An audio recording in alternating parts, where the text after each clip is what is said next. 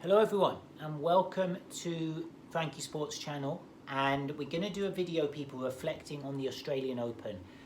And for me, this was one of the best Grand Slams that I've seen in my years watching tennis. It was an absolute joy to behold. Men's and women's, all the other events, doubles, wheelchair, etc. It was just incredible. We're going to focus, though, people, on the singles and the men's singles and the women's singles. And in the men's singles, there were 35 five-set matches, I believe, which equaled the record in the total number of Grand Slams. Total number of five-set matches in Grand Slams. And that just really symbolised how competitive and closely fought a lot of the matches were. And it was just incredible. There were late-night finishes, there were champions tie breaks to decide matches, there were comebacks, upsets, kind of emergence of new players. It had just about everything. So in the men's side, Jannik Sinner, Italian 4th seed, beat Daniil Medvedev, the Russian 3rd seed, in the final. And it was an incredible final. Medvedev getting a 2-sets-to-love lead, playing a more aggressive brand of tennis to conserve energy, because he had expended a hell of a lot of energy and time on court in his previous rounds. And then Sinner came back really strongly and took control of the match probably from the beginning of the 3rd set and won those final 3 sets. I think it was 6-4, 6-4, 6-3 or thereabouts. So it was a very impressive comeback from Sinner, and it really does earmark his emergence as a real genuine champion, because we've seen in the past couple of years that he's really been on an upward trajectory, and this tournament win just rubber stamps that, and it really confirms that he is one of the very best in the world, like we already knew, but he's just reinforced that.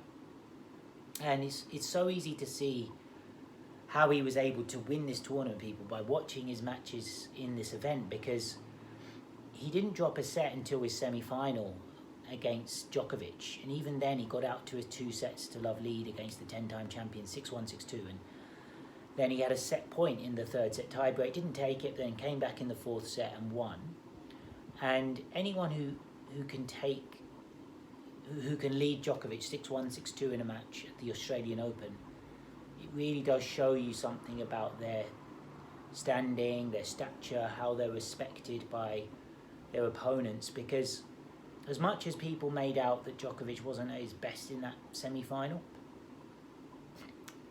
that gets amplified, that gets exaggerated by the fact that the person on the other side of the net was so strong and had such a presence and such strength and clarity in their game and their mindset. Because Djokovic would have played better if he'd been up against a less intimidating opponent. So Sinner was very much able to nullify and limit Djokovic and diminish him ultimately, because Djokovic did make uncharacteristic errors, perhaps in view of the fact he realised Sinner would chase down a lot of balls and would retrieve a lot, and would also have the ability to take control of rallies. And we saw this with Medvedev as well, that Medvedev, one of the reasons he was so keen to get on the front foot was because of the threat that Sinner poses. And we saw it, especially in that 5th set. Sinner was just getting stronger and stronger and hitting ripping forehands up the line. Even the match point was a perfect example when he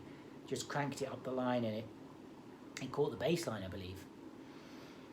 And it was just a phenomenal performance from Sinner, and he was a deserved winner. Anyone who beats Djokovic in the manner he did to end the 10-time champion's hopes of a 25th slam probably deserves the title. And if you look at his other matches, people, in that tournament, he beat Rublev so convincingly in the quarterfinal, Kachanov in the last 16, and just all along he was dealing with very high quality players in the most efficient way. And I said at the beginning, people, I thought he would be the most likely to upset Djokovic at this tournament, given his ascendancy towards the end of 2023 as well, beating Djokovic at the Davis Cup and in the ATP Finals round-robin phase.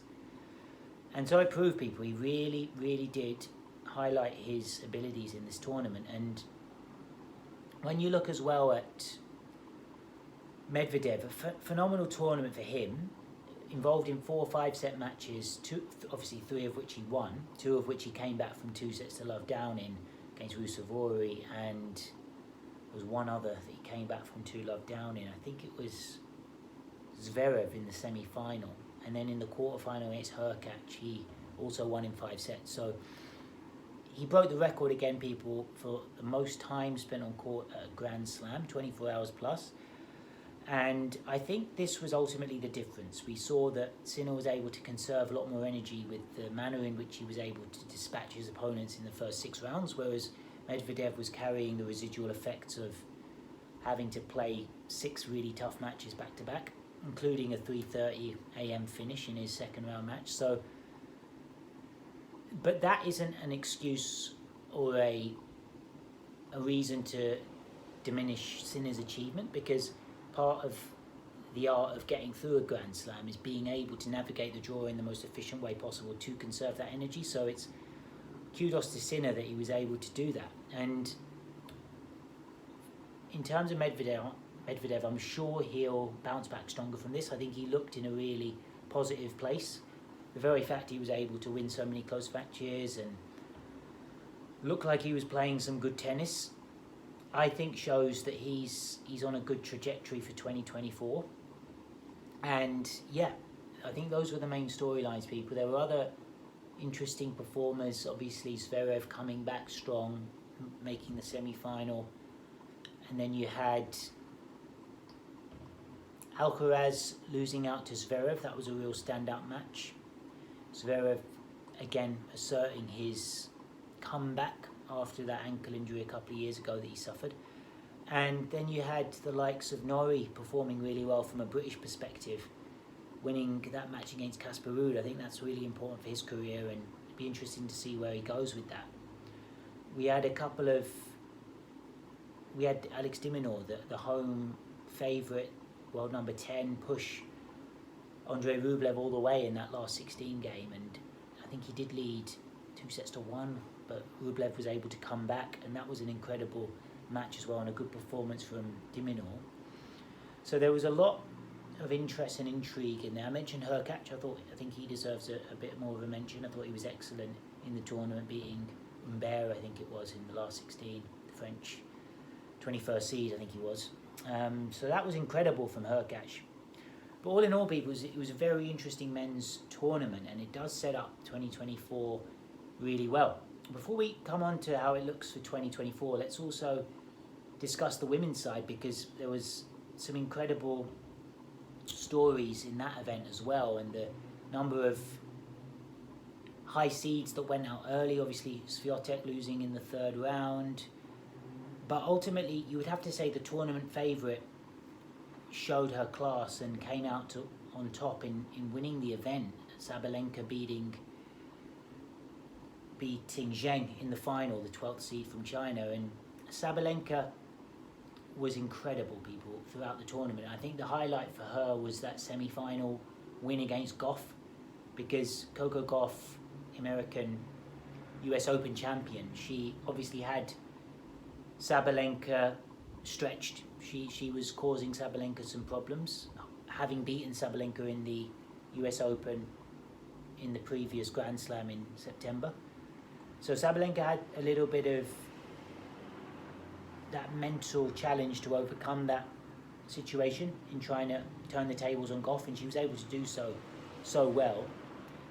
And it makes you feel, people, that she's just going to go from strength to strength. Her power is just unmatched. The way she can take control of the rallies from the first hit off that second serve return, and then bully opponents from the back of the court and really just overpower them. And I think that was the story in the final. Zheng just couldn't quite get a foothold in enough of the rallies and ultimately got blown off court. But I did think Zheng showed something in that final. She showed a guile, she showed an ability to put her points away when she had the opportunity. So when she was met with a mid-court ball, she was often putting it away. It was just when she was on the back foot, she couldn't quite get into the rallies. But she does have a game that I think will facilitate her improvement.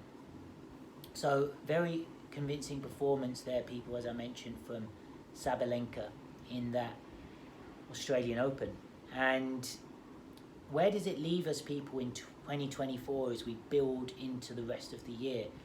So for me, one of the big questions on the men's side is, how will the lie of the land at the top be? Will Novak Djokovic be able to respond and potentially win the majority of the remaining 3 Grand Slams? That's a question that we can look at.